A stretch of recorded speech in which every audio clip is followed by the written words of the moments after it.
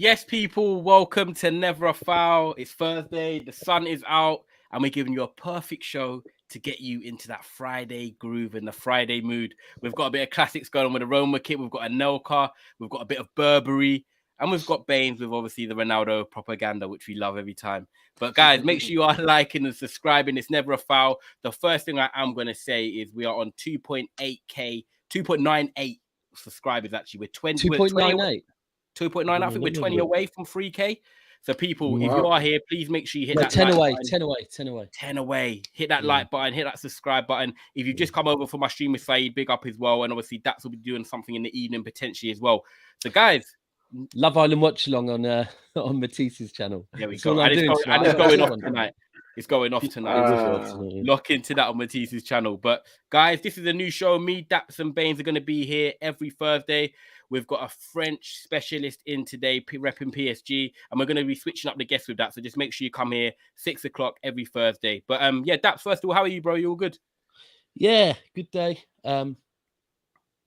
I haven't really seen much to do with City today, which is fine. It's another day. We've still got Bernardo Silva, so I'm good.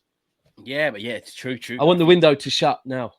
Yeah, don't care about buying anyone else. Just shut it without Bernardo going anywhere. Yeah, well, I don't mind. I'll lose out on Cucurella and Phillips and keep Bernardo Silva if that's what we have to do. Just shut the window early. Oh, yes, I would. 100%. Bernardo Silva leaving would be the biggest thing for me of the transfer window, bigger than Haaland, in my opinion. Fair. You just mentioned Nkunku. Interesting point. That's a good point. That's he's just signed a new contract. Yeah, 60 million release clause. I said Cucurella, but Nkunku's just yeah. Do you reckon they've done that just to get the release clause in there? Do you reckon he still might go this probably. summer? No, everyone is interested in Nkunku. One more year now. One more season. Yeah. Only because that's a World Cup year. He's settled. He'll get in the French squad, and then he says, "Right, 25, I'm off." 100%. I know. They should have made it more than 60, though. You know, I think 60 might be a little low. It's a bit overpriced, yeah. No, I think it's underpriced. You know. I think Uh, after a World Cup, if he's Nkunku, there's the hype around him because he's been banging it for the past few seasons. But mate, again, if we're talking about Premier League teams, it's not the Bundesliga, so 60 mil. Would he play for France much? Will he play for France in the World Cup much? I think it will be like a super sub. Yeah, it will be a super sub. Like fringe games. If they're through and they win their first 2 games, he'll play in like the 3rd game. Exactly. Yeah, they're one of them ones. I'm just thinking because if he wants to have a good World Cup, all of a sudden 60 million could look very cheap. Exactly. I agree with you, Daps. And I think that's 60 million euros as well, you know. Yeah, exactly. Yeah, it's not pounds. Yeah, sure. And that's today's market. If you look at Nkunku for 60 million release clause, but then what? Leeds want 65 million pounds for Rafinha. There's value. Yeah. That's very true. Yeah. So, guys, you know what? It's so jokes. I love that we've just gone straight into football talk. I didn't even get to introduce you guys in your channels, man. Stu, obviously, Paris Londoner. It's great to have you on. Big up, that's what we're shouting you to get you on. Pleasure. So, just let the people know where they can find you. Plug all your stuff. Obviously, we're a football family here. Yeah, man. You can find me pretty much everywhere under Parisian Londoner. Twitter is at Parisian LDN. I'm doing live streams and all the talk shows on DR Sports. I've done stuff with Big Steve, Saeed as well. And we are launching our European show on DR Sports at the beginning of this season. That's exclusive information that I'm giving you right now. Yeah, love it. And because it's missing from the UK audiovisual landscape. There's nothing around European leagues and European clubs at the moment in terms of fans. So we'll have one representative of Serie A. It will be an AC Milan fan. Me for PSG La Liga. We'll have Raul is representing Real Madrid for La Liga, and we will have the director of the Dortmund fan club London representing Borussia Dortmund and Bundesliga. That's going to be a very good show. I love the demographic as well. People from different nationalities from them countries. Now, big up, man. So, people, make sure you do go and subscribe. Make sure you check out the content every single time. And then we've got Statman here, who have been on streams with 3 days in a row now. We've got a hat trick in the building. Babes, plug all your stuff, man. Listen, man, everyone knows me by now, innit? Like me and Kai, listen, we basically stream more often than we don't really, innit? Yeah, literally. I think it was just about time we made a show like this on Never a Foul. So we've got all 3 bases covered. So like I said, people, make sure you like and subscribe. 25 of you in here now. Like I said, we're literally just under 10 away from 3K. So this could be the show that gets us there. A few of the comments and then we'll get straight in. Sterling to Chelsea thoughts. I'm locked into this one. Zahabe says big up. We've got Dill says big Neymar, up. That always getting your channel popping. Love that. Claudio, Chelsea fan, says respect. Good Clouds. Love that. Big up all. Another one here. Big up, guys. Hope you're all well. Respect.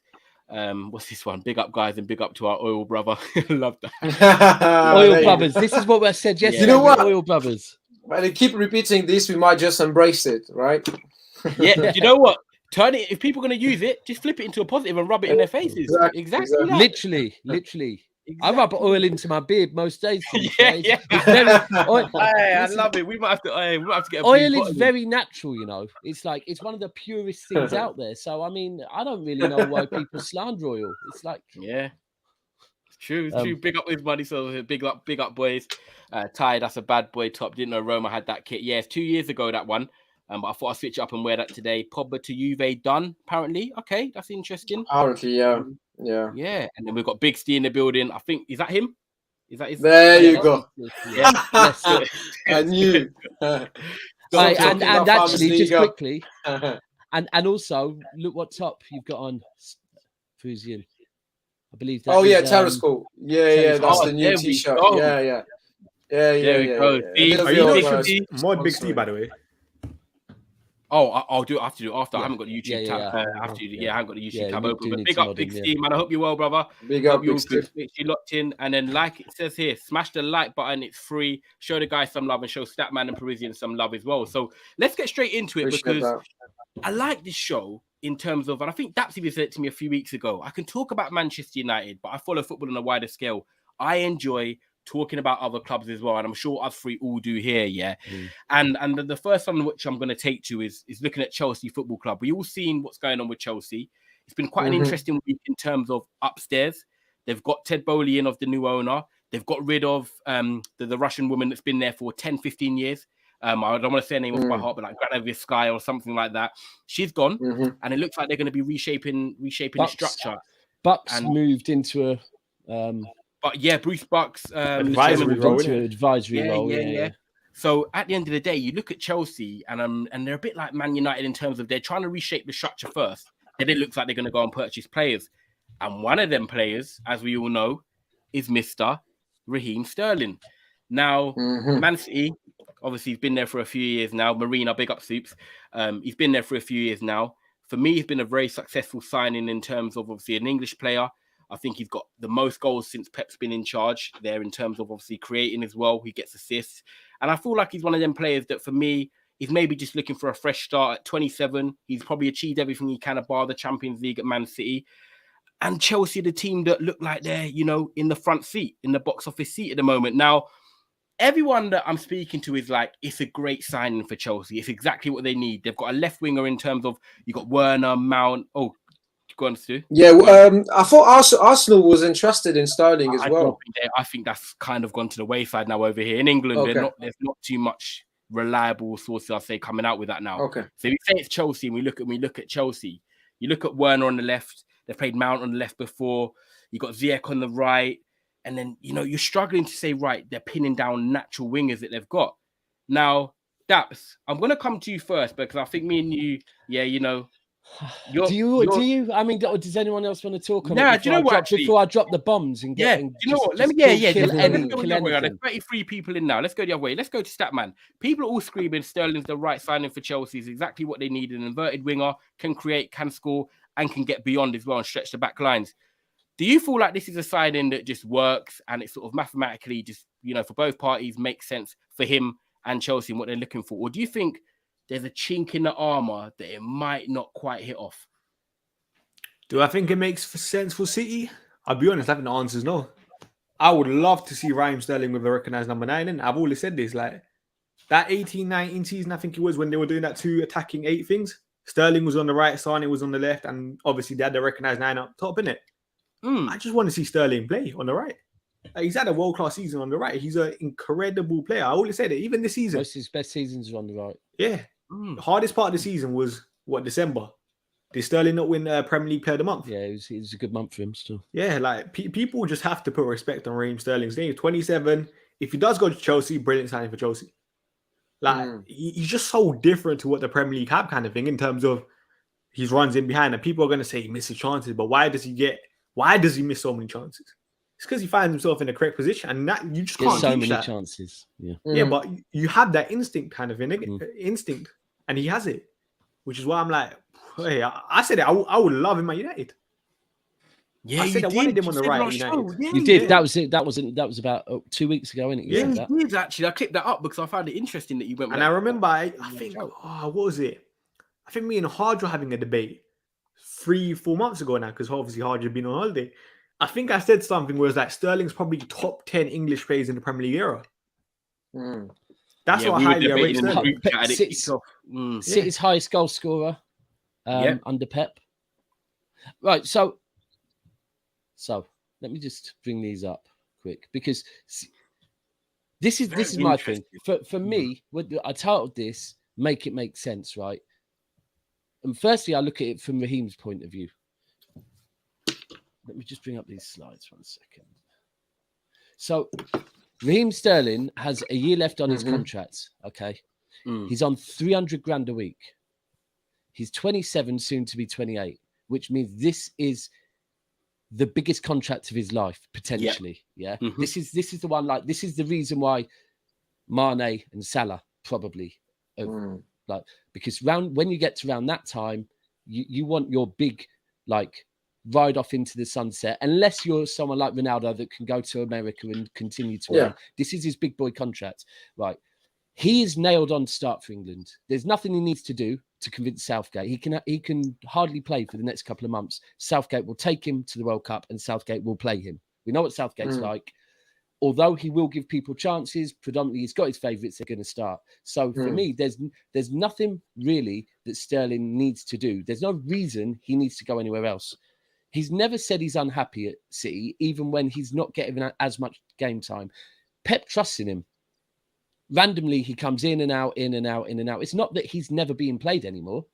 Pep still starts him in very important games. So there's nothing really. I do get it. Things seem to be changing, but not drastically. It's not like Foden and Grealish have pushed Sterling to the wayside. Now, so for Sterling's point of view, if he waits 1 year, next summer he goes on a free, which means whatever the club would be getting in fees, he's pocketing. That's going in his wage. So he's going to be able to demand $350 a week, something like that. Yeah. Now, other thing is, back when his numbers were great, we'll move on to that in a minute. There was talk of Real Madrid being after him, PSG. All the PSG, I was about to say. All the biggest clubs in Europe were being linked with him, and definitely his wage would be higher. Now, if he has a season playing alongside Haaland, he's going to be able to demand more money in a year's time and on a free, right? And I'm not saying Sterling is like a mercenary, but like I just said, it's his biggest contract. So straight away, it's Chelsea, because I've heard 1 or 2 Chelsea fans say, "Oh, I've heard that he's willing to take a wage cut." Is he fuck? There's not a chance in hell he's taking a wage cut. No way, no way. Now, then we move on to the numbers, and this is where it doesn't make sense for me with Chelsea. Well, I think he's also a London boy. He's a London boy.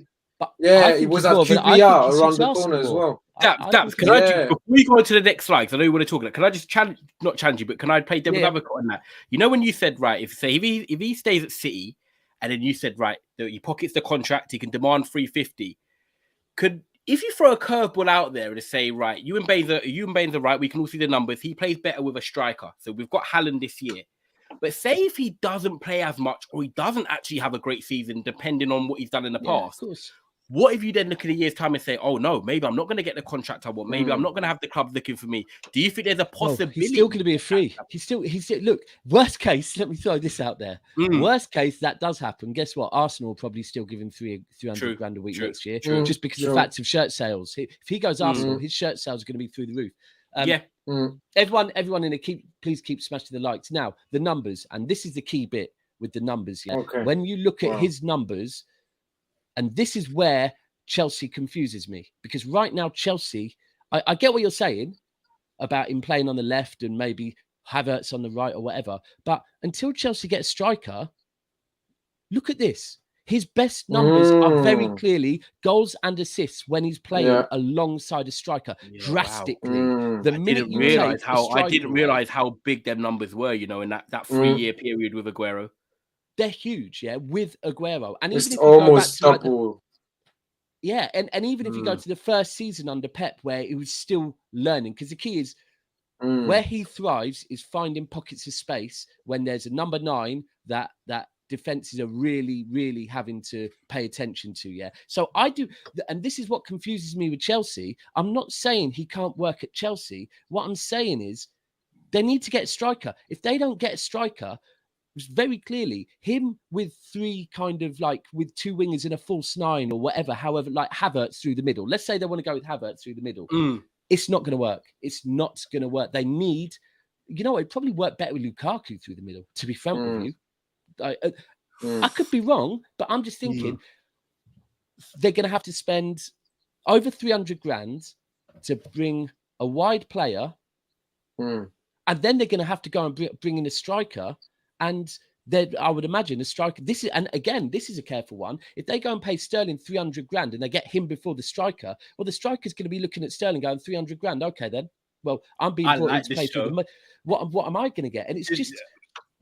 Do you know what, Daps? I like the show. Now, this is brilliant because you were the one that said about Sterling, and Bains actually agrees with you.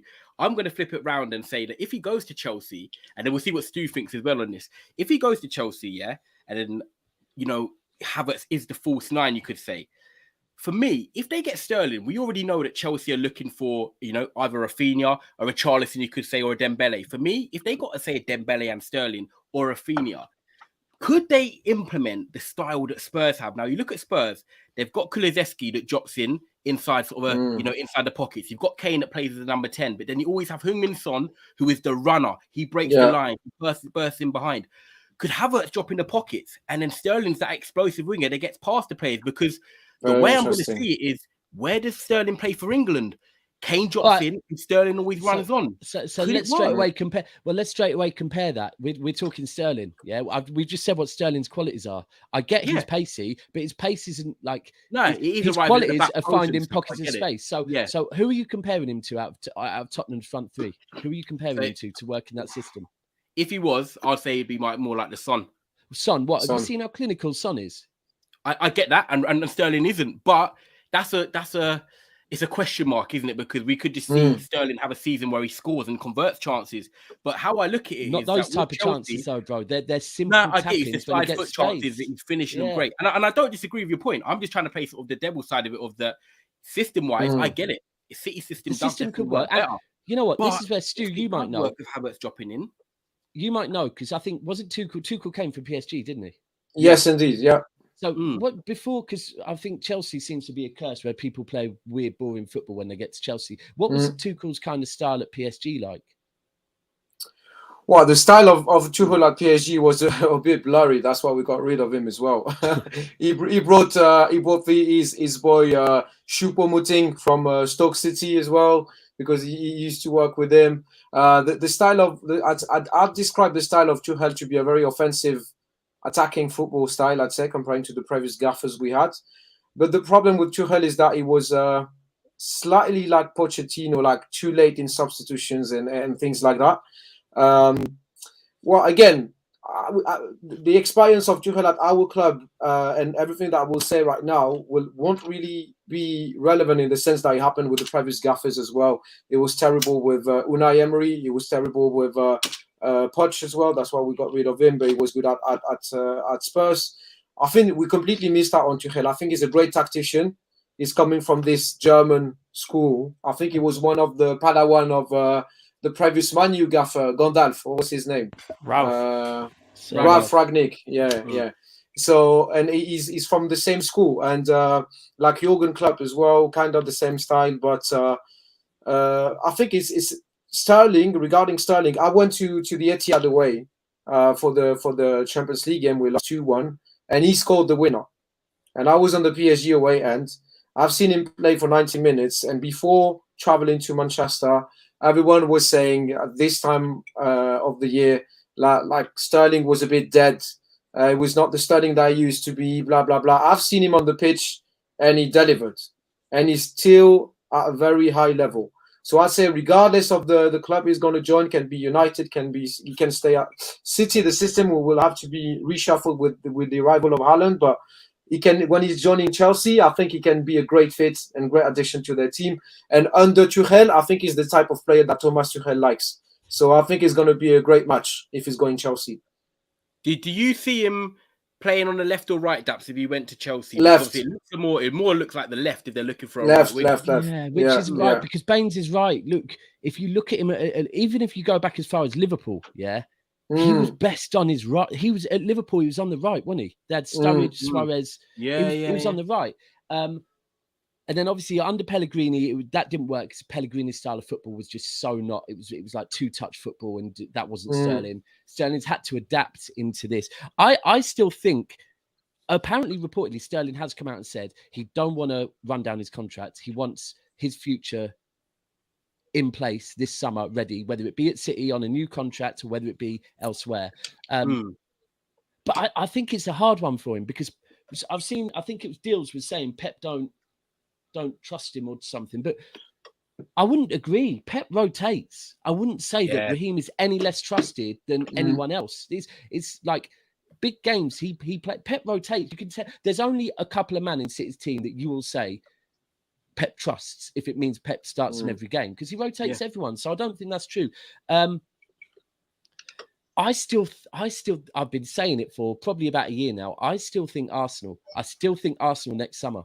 I honestly still think it. I just something in my head is telling me Arsenal next summer. Okay, I'll get through it. You know, I've got a question for all of us before we get through. You know what? I know why Arsenal. I live in Shepherd's Bush, West London, and I know he's from the QPR Academy. And QPR enemies are Chelsea. So if he's a London boy and was from the academy at QPR, Chelsea for him will be a bit of a weird decision.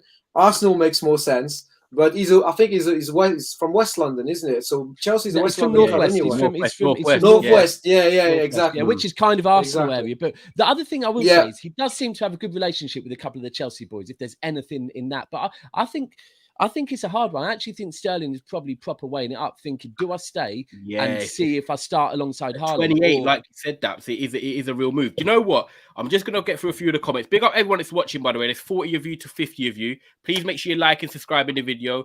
Please make sure you're subscribing to Statman. Make sure you're subscribing to Parisian Londoner as well. We are so close to 3K. Bains, I'm going to ask you a question in a sec, by the way. Just want to see what a few comments are saying. Just want to make sure they obviously know they're playing a part. 60 million Chelsea and he's yours. He's an Arsenal boy. Your manager Pep doesn't favour Sterling. Still great numbers, even in a false nine system. Crazy numbers, right? Yeah, still not bad numbers in a false nine. To be fair, they're not bad numbers. They're just his amazing numbers in previously, like some of the best in the world, weren't they? They were up there with 10 seasons with. 100%. And then Zahaib says, that's why we need to keep Sterling. With Haaland, we'll smash again. I think so. Alvarez. Yeah. I think Haaland and Alvarez, either Haaland with Sterling and Alvarez, either side could be goals galore. Absolutely. Yeah. And the good thing is with Raheem is he does get back. He does get back and put a shift in. That's one thing you get with him as well. So 100%. Any of the City fans that I don't know if there's any in here, but I definitely know there's someone to a few, definitely. But some of them are mad disrespectful towards Sterling. I'm not going to lie. It's like, we all have them. And now as City's fan base grows, we get them. Look, you're right. Look, we don't want Sterling in the City. Let's be honest. This is a thing. Like, I'll honestly say, I get it. I get the thing about he can be frustrating to watch, but you take his numbers away, you probably take a couple of our league trophies away. So you can't. Who would you rather keep, Sterling or Mahrez? Oh, Mahrez, 100%. I can't. I think mine will be Sterling. Mine would be Sterling. The tracking back. I don't know. I have a soft spot for Mahrez. Obviously, my dad is question, you know. So. Don't get me wrong. I think Mahrez is the better footballer, but I think with that number 9, I'd want someone like Sterling. It's his tracking back for me as well. It's Sterling's tracking back that wins it for me. That's a good one. We'll move on topic in a sec, guys. Just want to ask this question as well. Good question, Bains. In terms of Chelsea being interested, right? You see how the De Jong deal is dragging in terms of Man United. When you look at Sterling, he's been linked to Arsenal. Now it's Chelsea, and it looks like they're going to quabble about the fee. Now, Statman, if you're Chelsea and you know you need players in, you've got new owners in, when do you start becoming impatient as a Chelsea fan when pre-season starts next week? Because no one's thinking about that. I think it's hard, isn't it? Because obviously Chelsea's situation is just so different to everyone else's. Obviously, Marina left, Bruce Buck, Luke Rose, Bowley's kind of taking everything, isn't it? How much conversation has Todd Bowley had with obviously Thomas Tuchel, the recruitment team? I think it's very, very harsh to kind of say, not harsh, but like it's hard to tell, innit? Because it's such a new situation. Like, we don't know how good of an owner Todd Bowley is going to be. 100%, bro. This is it. This is the one thing with Chelsea fans that, like, I don't want to say, it's really bad when I label everyone in one, but I think when you're a content creator, you have to take it on behalf of everyone. When they're like, no, everything's, our owners are sorted now and you know how we do business. It's like, no, I know how my man did business, right? If we're talking or if I could say I know how Man United do business, if I'm going to talk under Fergie and what's his name? David Gill. David Gill. Things change. And actually, I'd probably rather go with, he's American, so I'm going to go with the way other American clubs are run than how the Russian run your club. It's different, but at the same time, I could be wrong, and he could come in and actually splash cash even more, and he could actually allow the manager to have more control of who he wants. But it's just I think it's bad timing with the fact that they're going through such transition because they need a lot. And like, okay, so Daps, you're a City fan. You're saying you want Sterling to stay, right? In terms of you, going into pre-season. No, you're not bothered. But okay, do you think City want it tied up soon? Do you think City don't want to go into August and let it drag out? No, I don't think City cares. Like, this is a thing with I think with Sterling and Jesus, because of the fact we didn't get Kane last summer and the fact that we sold Ferran Torres in January and didn't buy anyone in January, and we also won the league and went on a good run in the Champions League. We're a well-run club. Like, we've got money. Right, we've got plenty of money. That Kane money alone is enough to do probably everything we want to do. Yeah. So wait. We might have to give a bit of that money to La Liga, apparently. So, well, we have to help them with their stadium, but exactly. But I don't think that we need to sell them, and this is where I think we're in a good position. When City buy players, generally, we buy them to keep them for long term and we let them run down their contract when they get to a certain age and go on a free. So with these two, I think it's like they'll accept that they could lose them in a year if need be. But at the same time, if someone's going to pay over the odds, and when you think about it, it's a hard one with Sterling and with Jesus with how much they're worth, because if they had 3-4 years on their contract, then both of them are worth more than 50 million. I find it hard to value in a usual market any player with 1 year left on their contract more than 50 million. But because City don't need to sell them, they're like, well, we'll keep hold of you. You're Premier League rivals. You need them if you want them, because we know what the striker market's like. Pay 50 million plus. Otherwise, we'll keep them. So we're in a good position at the moment. I think long may it continue. Yeah, okay, fair. And what do you think, Paris? Before we go into obviously Neymar, we'll talk about Neymar. Well, I like this comment, actually, not forcing anyone to stay, and I think that sums up everything. I think when you want to be a respected institution and a respected club, you should not force players to stay and force players to join your club. If you want to join, the door is open. You want to leave, the door is open as well. And obviously, on the top of this, the finances at City can make this choice quite flexible for the board. So that's on top of everything. So I think comparing to Neymar, for example, the fact that we're going to discuss this topic in a second, but the fact that the Manchester City fan just said that we're not forcing anyone to stay, we forced Neymar to stay when he wanted to go back to Barcelona. And it does not make any sense. That's public information, by the way. I don't know if you watched the documentary on Neymar on Netflix. You have everything around this when he joined, like a few years after, when he wanted to go back to Barcelona, and then the top guys upstairs, they said no, there's no way you're going to leave that club. And what's happening right now? Now the club is willing to sell Neymar. It's the perfect way to go. The transition is perfect. Perfectly. Thanks to the comment actually. And now the club is leaving the door open to any offer for Neymar, but Neymar is like, guys, actually, I wanted to go. You forced me to stay. Now you want me to leave? No, I'm staying, guys. And his contract apparently has been renewed. Listen to this. His contract has been renewed automatically until 2027. There's got to be a clause in there. Wow. Exactly. So apparently there's a clause in the contract that has been triggered. Yes, 5 years. And now he's saying, you know what? Okay, I have 5 years left, 50 million or something. I'm just going to stay. If you want me to play, I will play. You don't want me to play, I don't mind. I'm going to play poker anyway. So I'm just going to enjoy my life in Paris, and that's it. Yeah. Do you kind of feel, Stuart, with the Paris situation and Neymar? By the way, big up Biz with the super chat. Love that. Hold tight, Biz. Love that. Hold tight, Biz. I need to do a show with you as well soon, Biz. Yeah, man. Make sure you subscribe and liking people, and all the obviously we've got Stu and Statman's channel below as well. And let's get to 3K today on this show. Stu, do you feel like, you know how Gareth Bale was kind of put in the media in terms of he enjoyed golf, he didn't want to play? You know where I'm heading. Do you kind of feel like that notion is going to go with Neymar, where he's just like, do you know what? I'm 30 years of age now. I'm on a big contract. If they don't want to pay me, I'm happy to sort of sit and suffer. And he actually does see out quite a lot of his time. He hasn't reached that stage yet.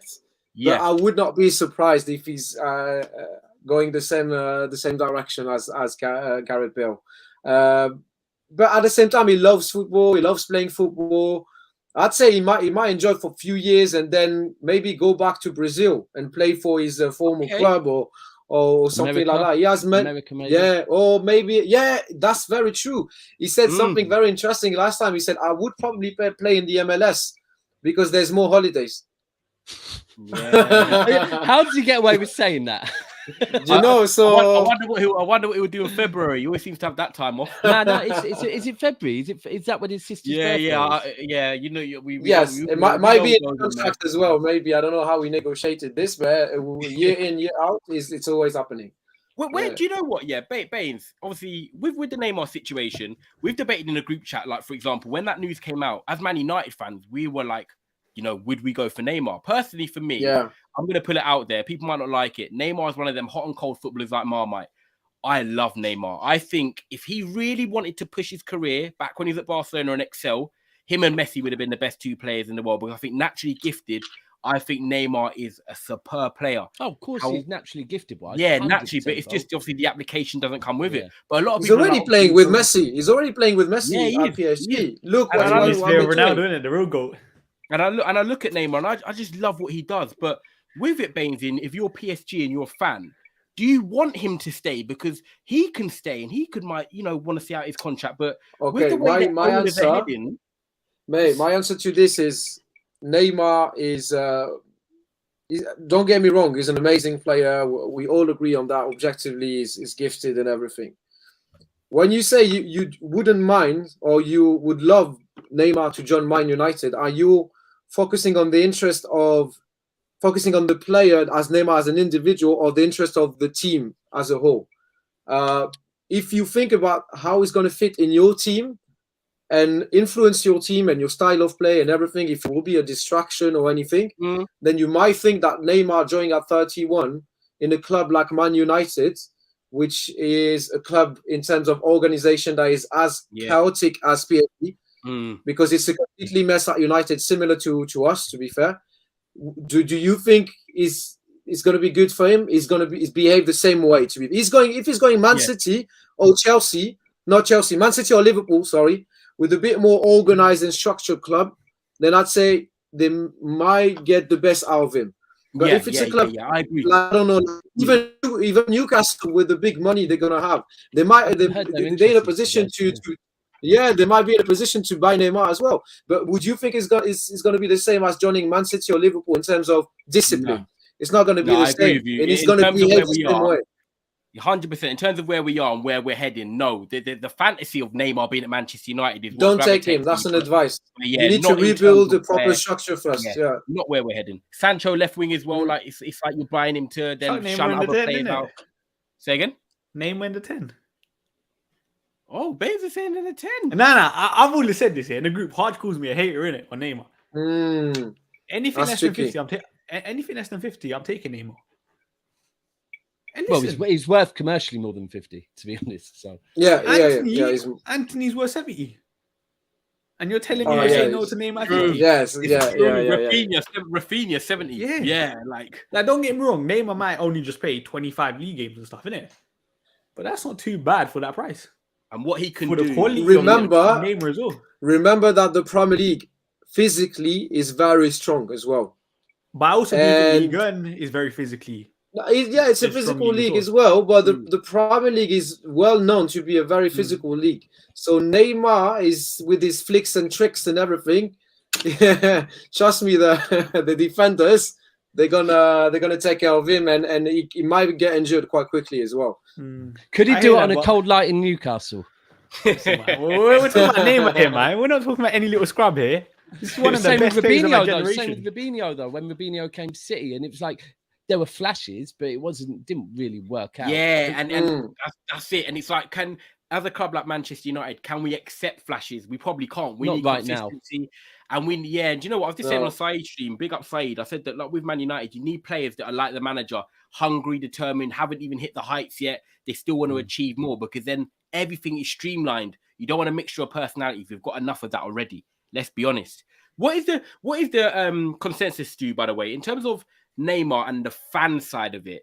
Of course, he wants to stay for the 5 years, like I was just going to ask Bains, but what is the fans' position on it? Like Daps said, with Sterling, it's kind of mixed. If he stays, he stays. Some will be happy, some might not be happy. But with Neymar, do a lot of them want him out? I'd say the answer will be mixed feelings in the sense that his numbers are not too bad, actually. His numbers are not too bad. It's more the attitude on the pitch, which is a bit nonchalant, not making the right runs and everything. And he can cost us some very big games.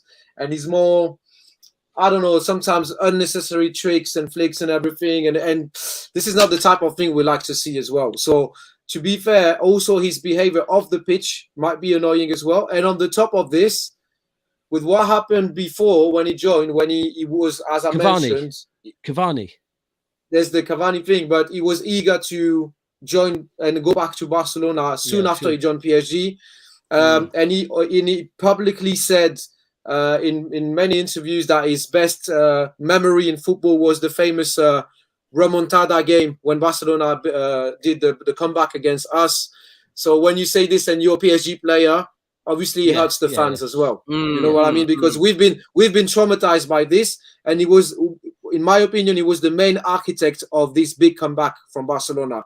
And when he says this publicly now playing for us, obviously it hurts us. So to be fair, it's mixed feelings with Neymar.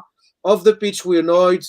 We have the impression that he can do more and be better, but he's like 50% involved. But his numbers are not too bad at the same time. So I don't know. It's a 50-50. In my opinion, if you ask my opinion, I would sell Neymar. The only thing I was out of the front three of Mbappe, Messi, and Neymar works hardest in terms of pressing and stuff. Oh no, that's Mbappe, 100%. Yeah, I was going to say. Oh no, that's Mbappe is doing everything. And then next, who would you say? The laziest is Messi. Yeah. The laziest is Never Messi, be Ronaldo. 100%. You're just, Laziest is Messi. I know what Baines is up to. No, bro. That's the lazy. But at the same time, he was a bit lazy at Barcelona as well. But he had the right people to run him. You can't. Messi is not the type of player that pressing, doing the runs and everything. It's just walking on the pitch and find the better position, like the best position, and then boom, it's over. And he has never played like this anyway. But to see, bro, I'm telling you, to watch him play like this. That is so frustrating, but you're like, what the fuck? Like, do the runs, like, make the effort. And he's like walking and slowing the game and shit like that. Neymar as well is slowing the game a little bit. Would you say last season? Because one thing that really confused me, right, is you got Wijnaldum on I think you got him on a free, didn't you? Right? Yeah, Gini, yeah, Gini Wijnaldum, and obviously experienced, won a lot at Liverpool. Was actually very, very important to Liverpool's midfield. And then, I don't watch European football too tough, but I always remember when the Champions League, I think it was going into the knockout stages, and he was left out of the squad. who's left out of the squad, right? And I just thought, you know what? This sums up like the Pochettino was so, or maybe not Pochettino, maybe someone in the board was telling him. I don't know. But it was like, what PSG need is balance, right? You've got, and you just said it, we've just listed the 3 front players and basically none of them press too great, right? No. And once you get into them knockout stages, you're playing teams that are elite, yeah? And you're playing them and you've got no balance whatsoever. Whereas if you would have dropped one of them and played a Ronaldo or something, all of a sudden there's a lot more balance in the team. Gini is a specific case because Gini, we brought him because we brought him for his European experience, obviously.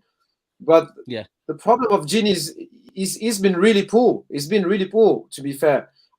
We are quite disappointed with Gini, but it's not only about him. That's what I said yesterday on the stream with Kopish.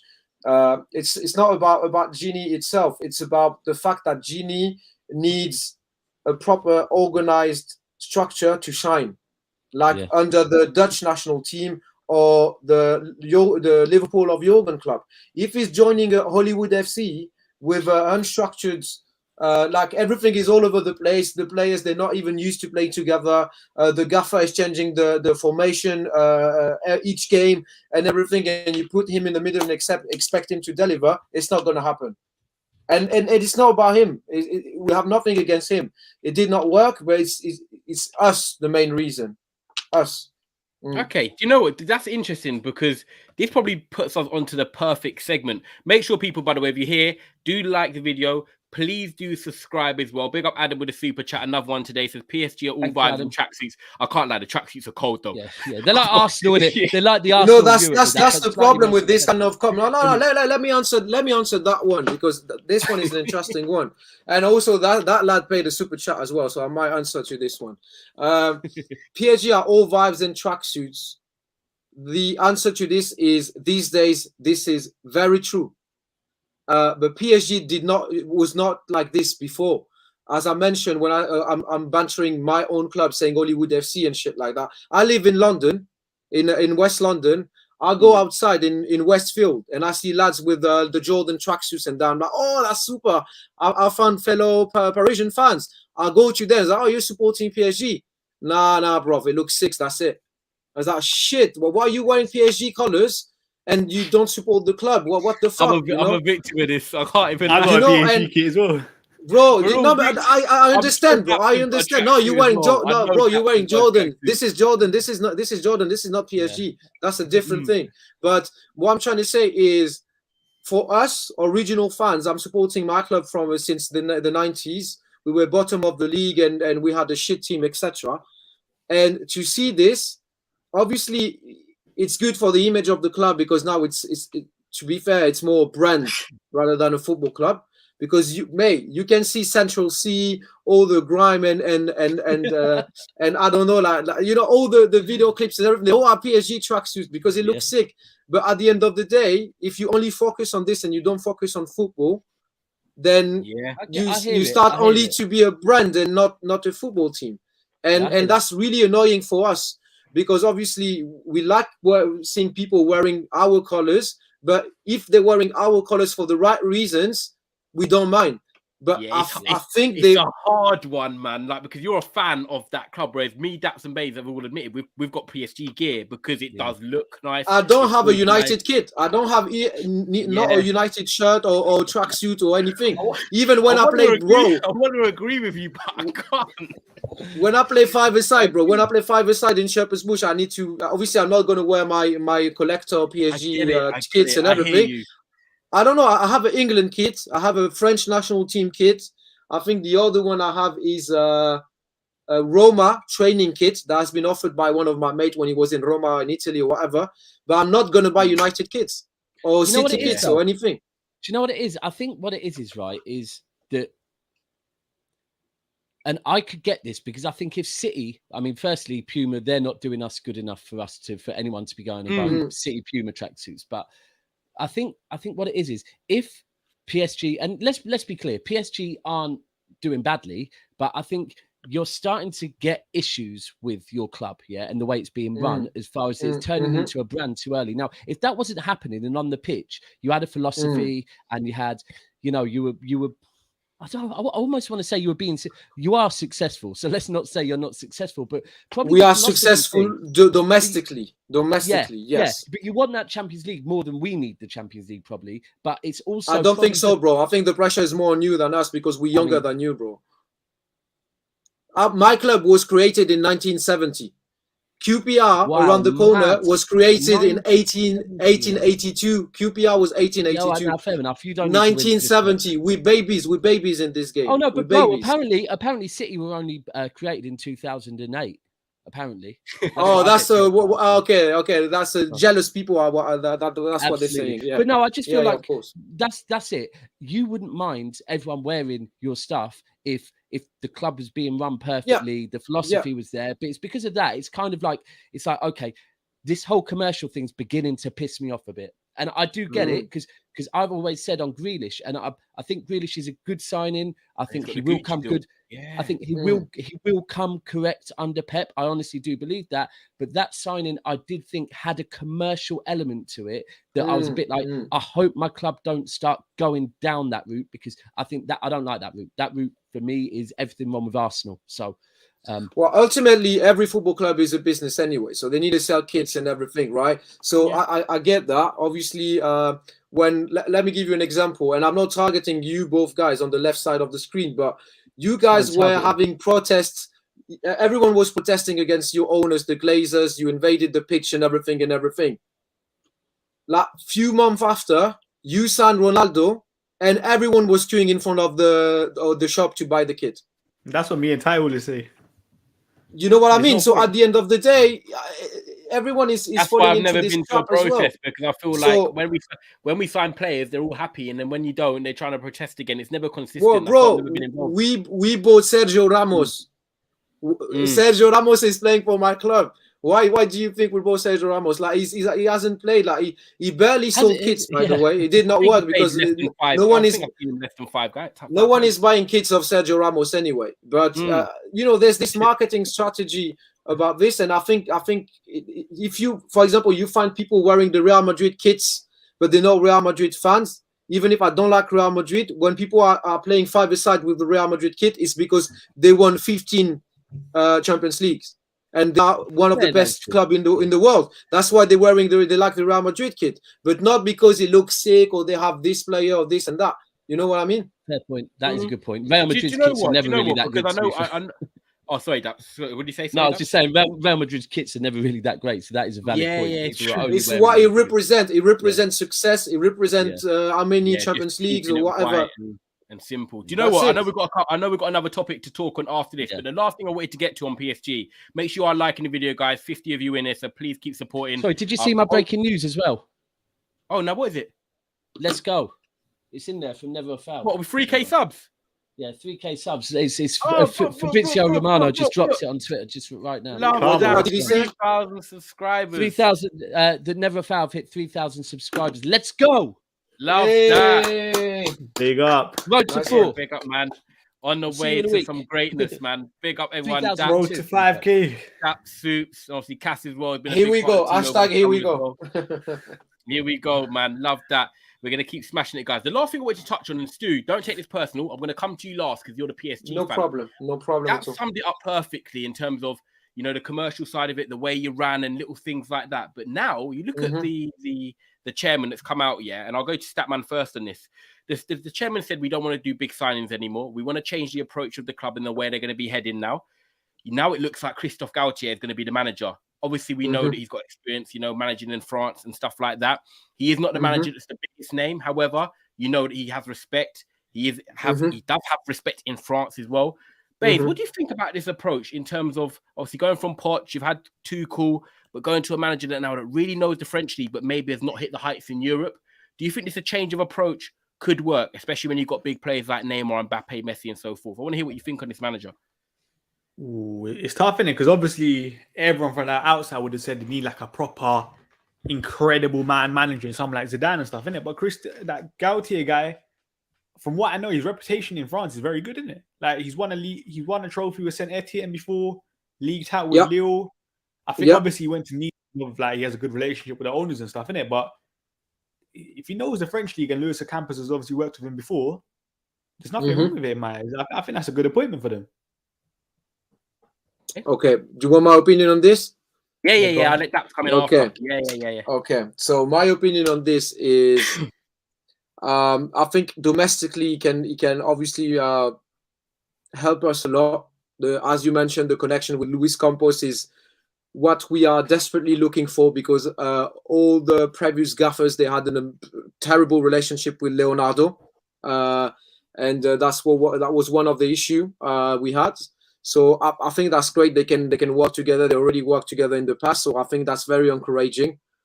From a European perspective, I think that is really weak. I think obviously, as you know, the main target of the owners was Zidane. Completely. Apparently, the deal.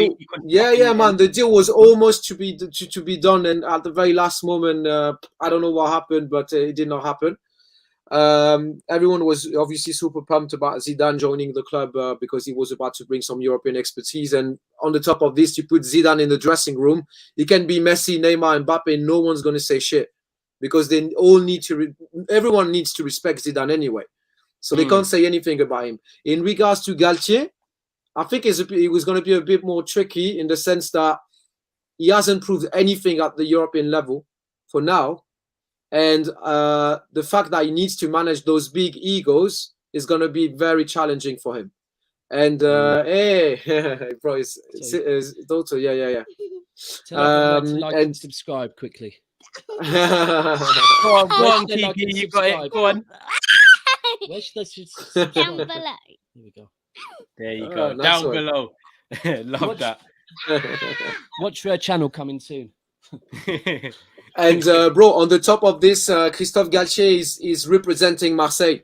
He's a former Marseille player. Was trained there. He's originally from this city. Sorry, and he's, in my opinion, more representing Marseille than Zidane. And obviously, you know the rivalry between Marseille and Paris. It's like, I don't know. It's like when Rooney joining Everton, joining United. Sorry, he's a former Scouse or anything, and now obviously the Evertonians were not happy about this and everything. So there's this thing as well that again, I'm not gonna shoot him before he's proving anything, but I have some doubts. But let's see how it goes.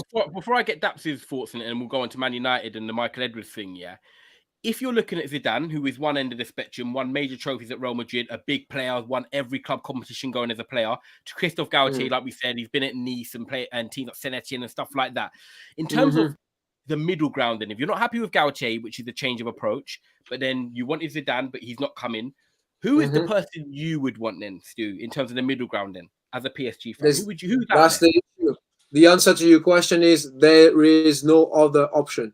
At the moment, no other option. Guardiola, we've got Guardiola. Even Guardiola. Do you think Guardiola is going to join the French league? Nah, he's staying put, mate. He's happy with exactly. If Guardiola leaves, he's going to be back in La Liga, or I don't know, maybe, but he's not. Would you take Ten Hag? Ten Hag, why not? If I had the choice between Ten Hag and Galtier, I would take Ten Hag. Yeah, definitely. So, it's interesting. Let's see what happens. I don't know too much about the guy coming in, but he does come across as maybe. I'm not the biggest fan of Zidane as a manager, right? And it sounds crazy because of everything he's won. As a player, undeniable, right? Absolutely undeniable. I do think slightly with Zidane, there's elements of like. So someone said the other day about how many La Ligas Ronaldo's won, and I was shocked at how low it is. I thought 2. I thought he would have won a lot more. I do think with Zidane, he's very good at managing egos, and that's why I thought PSG. I got why bringing him in would suit it, because he would be that one guy. Look, if you're a young footballer, there's not many managers that, like, if you're a Neymar, a Messi, an Mbappe, there's not many managers that you respect. Zidane is one. Exactly, that's what I said. Don't matter what age you are, you know who Zidane is. Exactly, and you know if you know him as a player, you know what he did. Exactly. If you know him as a manager, you know he's won Champions Leagues. But I don't. This other guy seems quite strict. It's quite old school, right? He's very old school. He's strict. Yeah. And I think it's interesting because it's almost like your owners have had enough of some of the egos there as well. So they've got to get like a strict head teacher to come in and deal with it. That's what they said in the French press recently. Yeah, but it's risky because tactically, is he good enough? And is he gonna? I mean, come on, he isn't gonna get the patience either. Like as soon as the results do turn, and then you got them big players there, I just don't feel like it's one of them ones with him. Once he loses it, it's gone. There's no. So we saw it the minute Messi looked at Pochettino when Pochettino subbed him. Yeah, the minute Messi cut eye, that was it.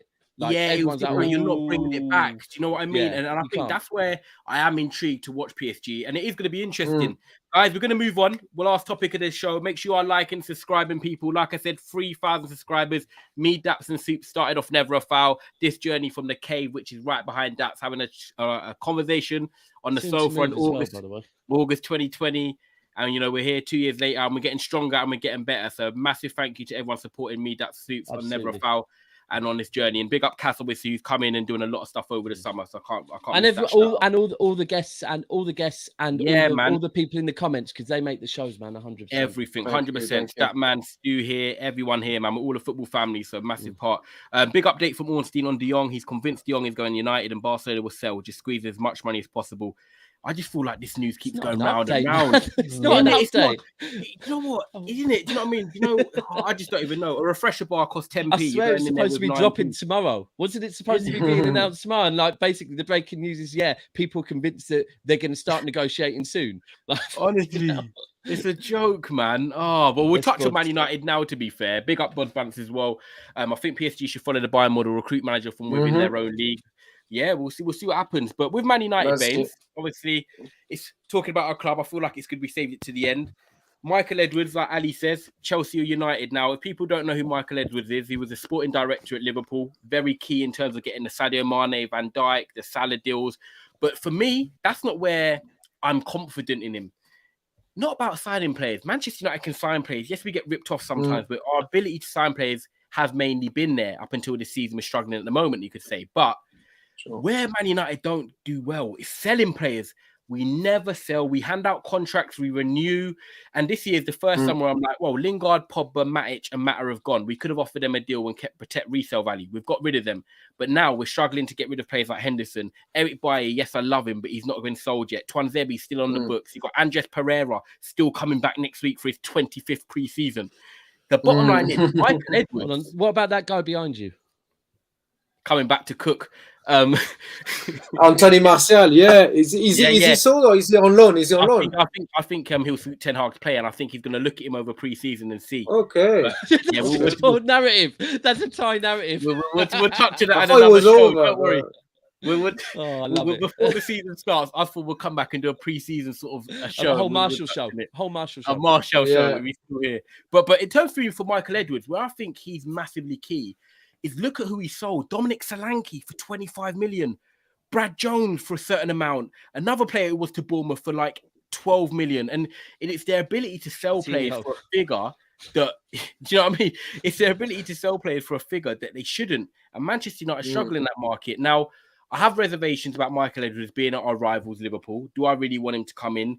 Probably not, if I'm honest. But if Chelsea are looking at him, I'll be honest with you, I think it's the perfect move for Chelsea because Chelsea have got rid of, obviously, the Russian woman this week. Selling. They've changed the ownership as well. It looks like if you're going to change the ownership, you kind of want to do everything with it because then you're just recycling everything and then starting again. So for me right now, I like the Michael Edwards link and what he can basically bring in terms of selling. But if we've just reshuffled it and John Murtaugh's going up and doing negotiations, we don't need another one to come in and do that. So for me, I think Chelsea could be the perfect move from Bains. I want to see what you think as a Man United fan before we see, obviously, Daps is a neutral, especially Man City, and obviously Stu as well being a that don't make me a neutral. yeah. It don't. But I think you'll be able to, respectfully think if you like. Give me 10 minutes, I might be able to work. I'll let Bains in your head. Babe, what are you saying? Because you're looking very stern, like you want to drop some fire here. So. It's just like the selling point I hear him, but you also need to remember these players on big wages. There's no way he's selling Martial for over £30 million. Okay. No club is going to pay that. Phil Jones over 8. Ty would. Ty's different though, isn't it? But like Dean Henderson's on over £100,000 a week. You think any club's paying over 30 to £40 million for it? Like realistically, it's Yeah, barely going to happen, isn't it? No matter how good of a negotiator you are. But I do like it will kind of be long term. Would he benefit the club? The answer is yes, isn't it? And I always say this, isn't it? You know, with John Mettle, he's trying to look at the data side of football, isn't it? Look at the two people that we'll be linked with. Michael Edwards is one of them. Liverpool, their recruitment is very data heavy. Yeah. Who's the next one that we'll be linked with? Yeah, it's very. Is the Brentford Our data, guy. by the way. The next one we'll be linked to, according to Fabrizio, is Lee Dykes from Brentford, who's their head of recruitment. And obviously, anyone that knows anything about Brentford's recruitment is kind of similar. It's kind of similar to that in terms of recruit. Very, very numbers very based. data heavy. Yeah, massively. Brentford I think they've been kind of one of the first like, clubs kind of implement that to that extent. Yeah. Which is why, I do think we're probably looking at someone because. There's no way Fabrizio Romano is clever enough to make that link kind of thing, innit? There must be something in it. From 7,000 miles away. Yeah. There's no agent put line in his pocket for him to drop that one. Yeah, there's definitely something in that. Michael Edwards, I'll be honest, I think he obviously does go Chelsea, but the Lee Dykes one is something that I'm looking at now. Why did Edwards leave Liverpool? I think the initial thing was that he wanted a break from football, innit? Oh, okay. But listen, if Chelsea come offering straight away, and obviously, with the Chelsea, they might just offer in the back kind of thing. Yeah. Can you blame him? He's quite young as well, to be fair. Yeah, he is. And he's very shrewd. He's made his name at Liverpool. And I just feel like, look at the way City are run. They get their transfers done early. They have someone there with, I think it's Teki Bergestein, however you pronounce his name. He goes there, does the board, and you know what you're getting there. You go to Chelsea, you know who it was before. They want someone to come in who is a steady ship. When you've got a new owner, you don't want to come in and bring someone in who's not very experienced in the role and could not hit the heights that they have hit previously. When you come in as Chelsea, they need players. They also need to get rid of some players. And also with Chelsea and Ted Bowley, the expectation is they want to go back winning leagues and challenging for titles. So for me, it makes sense to go to Chelsea because they've got an experienced head there. If they go and get someone that's not really experienced, they could struggle. I'm not saying that someone else like a Dan Ashworth who was at Brighton, who's going to Newcastle now, couldn't come in and do a good job. It just leaves that question mark over your head of like, are you proven at the top level? And I know people might say, oh, you're not proven at the top level until you're given the chance. I think in these type of roles, you do want someone who does know what they're doing, like PSG with Luis Campos. I think that's a brilliant appointment. And that would be I think you guys at United, you were supposed to keep Ragnick as a consultant. And we didn't. What happened? Because I think he was mainly joining your club for the consulting role he was about to have after the 6-month interim period. And now you ended up losing the aim of the deal, which was having the experience of Ragnick as a consultant. And because you were talking about experience, I don't know what happened here, but this guy from Does Liverpool. Anyone know what happened here? Was it just exactly. Was it just the other job, or I think all United fans have different theories, isn't it? Yeah. Like I think him and Ten Hag just see football completely differently. I've always said that. Yeah. It was predictable, man. When I heard about him joining your club for 6 months and staying afterwards in a consulting role and having some decision power on who's joining the club, who we're going to sell, what even the style of play we were going to develop or the academy or anything, and you bring another manager and it does not fit, what's going to happen? Exactly. So that was really predictable. Yeah. Yeah. Do you want me to be real? Yeah. I'll be honest with you. I didn't think he was going to stay at the club from the jump. And the reason I say that is, what team as big as Manchester United, when I thought about it a bit after, what team at Manchester United would come in and say, right, we're going to have you for 6 months and then you're going to go into a consultancy role. Yeah, that's weird. 6 days a week. I'm sorry. You're not working at one of the biggest organizations. I hear that, but I think but the club knew how to get him in. Like John, you were talking about Luis Campos. Luis Campos joined our club, but is still working for Celta Vigo. Is he? It's part of the deal. He said, "I'm joining PSG." Yes, man, and he's still working with Celta Vigo, so he's going to be mainly focused on PSG. But he said, "I'm joining, but the condition is for me to carry on with my collaboration with Celta Vigo." So it's the same. That's why I'm not too leagues. I don't know. Yeah, so there's no real conflict of interest here, but still, there's no real conflict of interest. Who's picking up the tab for the flights? Which club? Thank you. Exactly, the expenses. Expenses both ways. Definitely PSG, to be fair. Yeah, of course it will be PSG. But that's why I'm not too pumped about Luis Campos joining the club. Obviously, he has a great experience, etc. But the fact that he's keeping his role with Celta Vigo. Yeah, I'm very glad you said that. That's interesting. I did not know that. He might have like his people working at Celta Vigo, innit? So it's kind of just going to be the head of the operation kind of thing. Kinda, yeah, maybe, yeah. I don't know how it's going to work, but I'm not too pumped about this. How important do you think it is then? If we look at Chelsea, right, and the change they need to make, Daps, how important do you think it is for Chelsea to say it's not Michael Edwards, but someone else? How important do you think it is to get that right person in? Because look at the squad, they need players. Yeah, they need players, and the one thing that they've always had that. I know there's Chelsea fans in the comments, and I get on with them, but I'm going to say it, and I don't overly study the finances, but I do listen to things, and I have heard that Chelsea, there you see you throw out deals. I do know that Chelsea, from what I hear, they're not run like financially, they're not run well. Like their net profit is not like the other big clubs. It's not like you're talking. The others are like 100 million net profit. Chelsea like 10, stuff like that after expenses. But they've got so many quality players that if you had someone that knew how to sell them, that can turn around very, very quickly. I think the thing is with City's a great example that it's other revenue streams as well. And it's like I was just thinking about Man United, and I was thinking all these type of things that's going on right now, Chelsea have their reason why they're happening now because of the sanctions. So the owners have just come in. So they're having to make all the decisions now. Whereas with United, it's still like, look, you got rid of Ole in what, December? November. Yeah. You brought in Ralph. Ten Hag was announced what? April. All these things, like, and let's say, you know what, the transfers shouldn't have happened until after Ten Hag got announced. I get that 100%. Although, reportedly, as soon as we knew Pep had signed the contract, there was talks. We were signing players. Yeah, you knew he gave the targets. Yeah, targets were there. And it's just like, so Ten Hag got announced in April. So do you know what? Let's give him signings. But all these positions above, they should have been happening the minute why are they only happening now? Like Chelsea have an excuse, United don't. Like I think another window with. I think Ten Hag said he wanted. I think Ten Hag said he wanted to focus on Ajax, isn't it? Though, innit?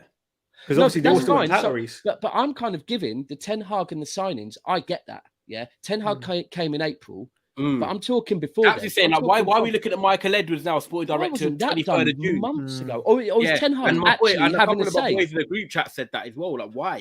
Like, unless Ten Hag has actually come in and like, because we don't know what Ten Hag's contract was. I honestly believe, like I said to you at the time, Ty, one of the thumbnails where I said, "Nah, this isn't you interviewing him. He's interviewing you, man. Yeah, and he's going to want some reassurances.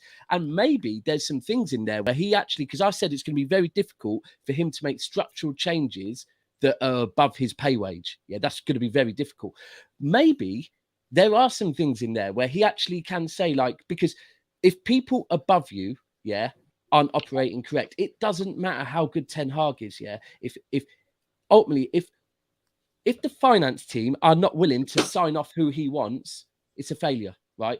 And I've seen this in business, that everyone in the structure have to be correct. Otherwise, and this maybe makes sense with when you were talking, you said something earlier where I thought about this. You don't want conflicting views, because the minute there's conflicting views between anyone above you, you're fucked. You need, like, the thing is, and when you watch City, Pep gets asked about transfers and literally he's like, not my job. Literally, contracts, not my job. All that's not my job. And you know that is someone's job, and no one else sticks their nose in that. That's their job, Because the minute someone sticks in their nose in that and puts their 2 pence in, Okay. But no one is going to impose a player to Pep. Pep is having his wish list. He's like, I want this player to fit or this and that. But do you think? I wouldn't be so sure on that. I'm not saying they're going to go and say, Pep, you've got this player. Because I believe Pep usually, the way it usually works is, I think he gives something like his top 3 or 5. Yeah, for position. Say there's 3 positions, and they'll be like, right, you can have your top one in that position, but that means you're gonna have to have your third in that one. But I do think at times, and this is where it works, and it's very. We got it lucky that our board got put in place 2 years before Pep came for Pep. Yeah, it was backwards. Whereas maybe United, 10 Hag's coming, they're going to build it around. Everything was ready for him to walk into an infrastructure that were his friends, that he that's why it's working. Chat with, and that's why it works. But we got lucky. We got fucking lucky. No, because mate, we dream. We always speak about you as an example of modern football or owners with loads of money and etc., but still focusing on developing something durable, something in the long run with a proper style of play, proper strategy, and focus on football and success. And I think you guys are a great example for this. So that's why I was asking you about the power of decision of the gaffer when it comes to the players joining or leaving the club, and also who has to play, who's sitting on the bench, who we're loaning, etc. I don't look. I definitely don't think that's about the transfers. Just to add on it, because Bains, you literally said to me yesterday that this summer, in terms of the scouting, it's gone out of Man United. It's actually Ten Hag who's going to be in charge of the recruitment. So it's funny you touch on that. This is the first summer where we're actually. That's why I said. That's why I said I think is wrong long term. Like, no big club works like that. For example, say like we sacked Ten Hag here. What? You only have Ten Hag's players. You don't have players that are. Yeah, but the other way around is that's very interesting what you're saying, because we think the other way around. For example, we're thinking, how can you recruit players before recruiting a gaffer? So that means the gaffer will have to deal with the players that are here that might not fit his mentality, his system, and everything, and he's gonna have to find a way to make them play and fit in the team. But whereas if you have the gaffer choosing the players, it's the other way. You know what I mean? I prefer this strategy, to be fair, of Ten Hag picking the players. No, I hear that, but I feel like there still has to be a discussion in place with the recruitment team and stuff, innit? Yes, of course. Just so you have a balanced point of view, and it's not. Let's sign Anthony, but without the recruitment team kind of having this and saying why he might not be the best. Because remember Liverpool. I think the example was even Liverpool. It was Julian Brandt with Salah. Yeah, they wanted Klopp wanted Julian Brandt instead of Mo Salah. Look how Mo Salah's turned out. And then the scout said, "No, you need Mo Salah as the man." I think there's one or two of them at City recently as well. But I think the reason why it works at City is because it's the same team that he had at Barca. Yeah, they know how each other work, all of them, right? And it worked there. And it's like they came in, they brought in Pellegrini, right? And he's another, like, he's been in Spain. They knew him, yeah. He very clearly knew after 2 years, Pep's coming in. So you're here to just, there's not going to be any issues between the board and the manager, because we know what it is straight away. And when Pep comes in, we know how to have these awkward conversations, because they're not that. I almost feel like Pep doesn't have rank over. I'm not going to try and butcher their names, but the two Spanish guys, he doesn't have power. I feel there's a lot of respect there ultimately, but they can also say, no, you're not getting him. You're not getting him. We're not spending that, because otherwise we probably would have had a striker before there.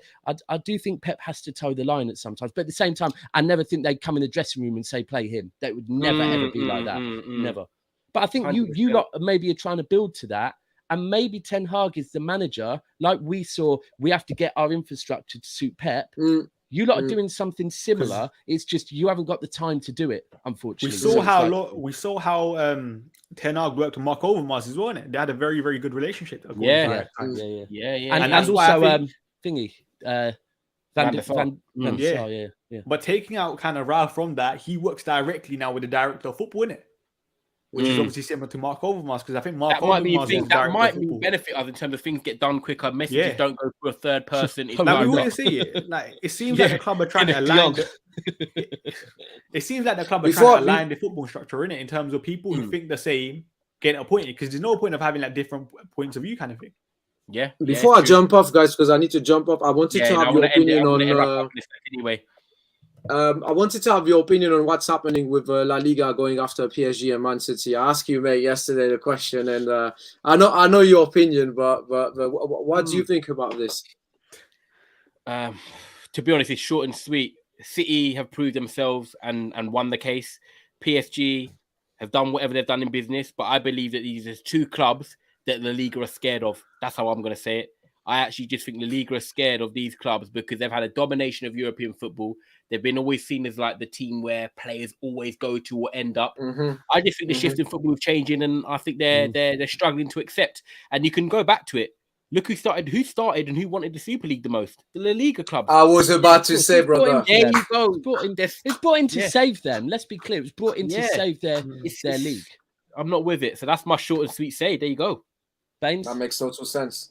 Exactly. Like Tata is right. If Haaland and Mbappe went to a team in La Liga, would they complain? No. They're only complaining because they're not benefiting financially. Exactly. They can't get the Galacticos no more. Teams. It sounds mad, but 2 teams that haven't won the Champions League. This is us now, Hollywood FC. This is the new Galacticos, Hollywood FC. You don't need trophy to do it no more. You just need a little bit of oil and everything's fine. WD-40 survives. Right, guys, we're going to wrap it up here. Bang on 1 hour, 15 minutes, which is perfect. I massively appreciate everyone that has watched this show. People, you ain't going to realize, but this show, we have passed 3,000 subscribers. I'm so glad that I'm on with that. It's not one or the other. Yeah, we're on together. Started this journey together, and without like your people in the comments, you guys subscribing, liking the videos, it wouldn't get to there. And again, Stu, Statman, who I've done a lot of work with. Statman's done a lot of help, 100%. Yeah, massive help. Like without you guys, honestly, we wouldn't be where we are. So we massively appreciate it, and we're a football family. So people, if you liked it, if you like the video, please like, please subscribe. Statman's channel is below. Stu's channel is below. Keep supporting what they're doing as well. Stu did let you into a little secret earlier. There's a European show coming very soon with other people he works with. And yeah, guys. By the way, just quickly, we appointed a new consultant now. End the stream, right? Yeah, I'm not doing it. End the stream. You know who it is? Talking about Ralph and consultant. Now we've got. Wait, you know who it is? He's back. It's Michael Keane's brother, Tom Keane. Joking. Want to play for Everton? Yeah. Oh, this is. I don't know. It might be good. Listen, I was going to say earlier when we were talking about how well City are run, I was saying, and if we want to look at a club with money that is the prime example of how not to run a club, it's Everton. You've just got his brother. No, but I don't think he was at Everton, isn't it? No, but Michael I'm going to play on that link. Trust me, isn't he? Yeah, Michael Keane's there. You know what I mean? You know, there's another report as well, by the way. Ronaldo believes in the attacking football 10 now wants to play, but the club's inability in the transfer market is leading Ronaldo on the verge of a nervous breakdown. Let's see what happens. You know, but let's see. Pre-season returns next week, and we'll go from there. But guys, do you know what, Bains? Anything you want to plug and shout out before we wrap up? Nah, I'm just gonna search up this Tom Keane guy now. Yeah, he's probably good at making a good cup of tea. Daps, anything you want to plug? Anything we got coming out tonight? I don't know. No, so if you're into Love Island, get onto Matisse's Twitch at 9 o'clock. We'll be on that. That should be a good show. And then tomorrow, I think I've got a new City show with Huey who's been on Big Six a few times. Love that. And maybe me and you will do a 3K party. Yeah. Actually, I'll be with you tomorrow. Yeah. I'm sure there'll be news out tomorrow, so we'll link up tomorrow 100%. And then, Stu, obviously, thank you for coming on. Love the retro kit with the NL. My pleasure. Thanks for having me. Let the people know where they can find you, man. Yeah, you can find me on Instagram at Parisian Londoner, Twitter as well. We do podcast in English language on PSG as well on YouTube. And DR Sports, mainly on DR Sports as well. Perfect. Love that, people. Like I said, make sure you like and subscribe. 3K, we've hit it. And thanks to you guys in the comments. Thanks to everyone that's been part of the streams. We massively appreciate it. And yeah, like Bain said, on the way to 5K. Good night. Not 4, 5.